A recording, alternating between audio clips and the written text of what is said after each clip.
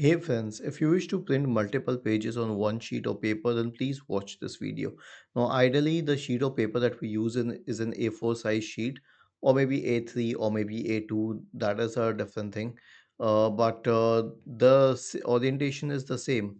Okay, the dimensions are the same. But let us say that if you had that roll of sheet of paper, like a huge roll of sheet of paper, a few people use that. So in that case you would have to print multiple pages on one sheet.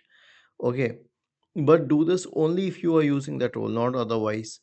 Click on file, select print, and then there's one page per sheet. You can change it to 2, 4, 6, 8 pages of sheet, or 16 pages of sheet, whatever you prefer. I'll select it at 4 pages of sheet. Okay, and now if you were to click on print, which I will, then it will print multiple pages. Was this helpful? If yes, then please subscribe to the channel. If not, then let us know in the comment section of the video on how we could help you further. Thank you for watching this video and have a nice day.